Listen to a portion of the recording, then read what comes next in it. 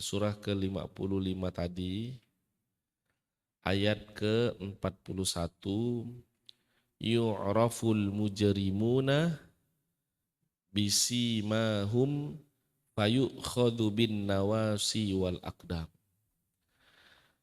Bisa kita simpulkan ada dua ciri utama orang yang berdosa. Yang pertama, terlihat dari ubun-ubunnya. Yang kedua, terlihat dari kakinya.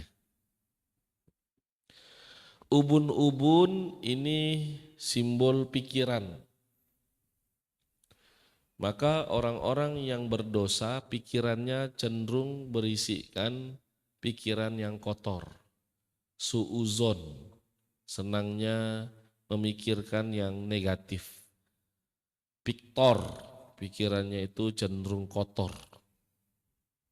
Maka ketika kita berwudu, bersuci, toharoh sebelum sholat, ada bagian yang wajib termasuk rukun wudu adalah mengusap kepala. Karena di bagian kepala ini ada ubun-ubun. Padahal kita pakai kopiah setiap hari, kita pakai kerudung setiap hari. Kenapa harus dibersihkan? Karena bukan membersihkan ya kotoran zohir saja, tapi yang maksud Allah dibersihkan ini adalah pikirannya, ubun-ubunnya ini dibersihkan. Sembari disiram, diusap dengan air wudhu, mudah-mudahan dari tetesan air wudhu yang jatuh, maka jatuh pula semua pikiran-pikiran negatif. Maka pikiran orang-orang yang sholat, orang-orang yang berwudhu, condong kepada hal-hal yang positif. Yang kedua, terlihat dari kakinya. Kaki ini adalah simbol aktivitas. Manusia beraktivitas menggunakan kakinya, berjalan ke suatu tempat kemanapun dia menggunakan kakinya. Bahkan yang diberikan ujian tidak punya kaki pun dia menggunakan kakinya ini untuk melangkah. Walaupun tak ada kaki, dia tetap bisa kemana-mana enggak? Maka kaki ini bukan sifat zohir saja, tapi merupakan goals, tujuan, aktivitas, sikap hidupnya. Maka orang-orang yang berdosa terlihat dari pikirannya dan aktivitas yang ia lakukan sehari-hari. Jadi kalau orang yang berdosa pasti pikirannya kotor, pikirannya negatif, dan aktivitasnya condong jauh dari ibadah kepada Allah. Maka orang-orang yang beriman, ya, orang-orang yang beriman pastilah, ya, tandanya apa orang yang beriman ini? Ada bekas sujudnya. Buka surah Al-Fat, surah ke-48, ayat ke-29. Muhammadun Rasulullah walladina ma'ahu asyidda'u 'alal kuffar ruhama'u bainahum tarahum ruk'an sujjadan yabtaghuna fadlan minallahi wa ridwanah simahum fi wujuhihim min atharis sujud.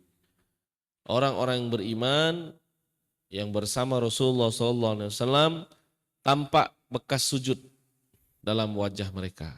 Artinya bukan hanya sekedar jidatnya hitam saja, tapi tergambar pada kepribadian wajahnya yang selalu digunakan untuk sujud dan beribadah kepada Allah Subhanahu wa taala. Salat. Ya, tergambar dari salatnya.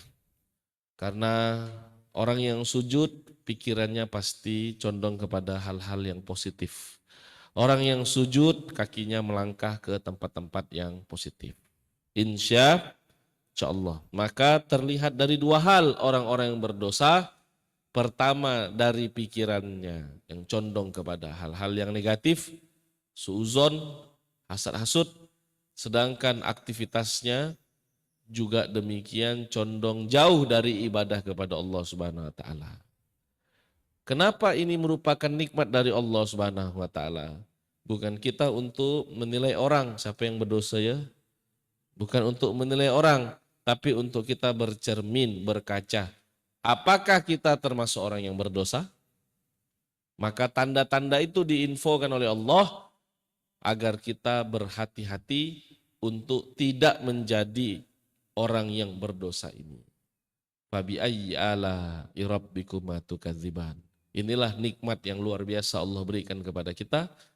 Ya, diberikan ciri-cirinya sehingga kita punya furqan, bisa membedakan mana yang hak, mana yang batil. Bayangkan kalau orang jahat tidak tahu kita ciri-cirinya. Tidak tahu kita ciri-ciri orang jahat, orang yang berdosa ini seperti apa. Kita tak tahu bagaimana menilai diri kita, walhasil tiba-tiba mati masuk neraka. Loh kok bisa masuk neraka? Iya, rupanya yang kau lakukan selama ini salah, kau tuh. Nah, tapi dengan adanya Al-Quran, Al-Fatihah sampai An-Nas, petunjuk dari Allah Subhanahu wa taala, furqan. Allah memberikan tanda-tanda, ciri-ciri orang yang beriman seperti apa, ciri-ciri orang yang berdosa seperti apa, ciri-ciri orang yang kafir seperti apa, ciri-ciri orang yang munafik seperti apa. Untuk apa? Supaya kita bisa berwaspada, berhati-hati untuk menjadi manusia yang dibenci oleh Allah Subhanahu wa taala dan kita termasuk orang-orang yang dirahmati oleh Allah. Beruntung enggak kita diinfokan seperti ini? Fabi ayyi ala rabbikuma tukadziban. Masya Allah. Maka pada adik-adik semua mudah-mudahan diistiqomahkan bersama Al-Quran, menjadi generasi-generasi yang menyayangi Al-Quran dengan program Gemar, generasi menyayangi Al-Quran. Gemar. Masya Allah. Sampai jumpa Ar-Rahman besok. Insya Allah kita one by one ya. Biasanya. Hanya sampai ayat 42. Ya, ini UTS, ujian tengah surah. Jadi setiap pertengahan surah diuji. Nanti kalau sudah sampai satu surah, rupanya ketahuan banyak yang tidak ikut, wah jauh memperbaikinya susah. Tapi insya Allah kalau di pertengahan sudah dites minimal sudah hati-hati, ya, sudah punya kewaspadaan Ar-Rahmannya ya.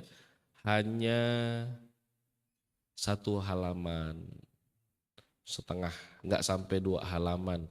Bagi santri-santri sih mudah sekali. Sampai jumpa di pertemuan selanjutnya. Qalu subhanaka la ilma lana illa ma 'allamtana innaka antal alimul hakim. Subhanakallahumma wa bihamdika asyhadu an la ilaha illa anta astaghfiruka wa atubu ilaik. Assalamualaikum warahmatullahi wabarakatuh.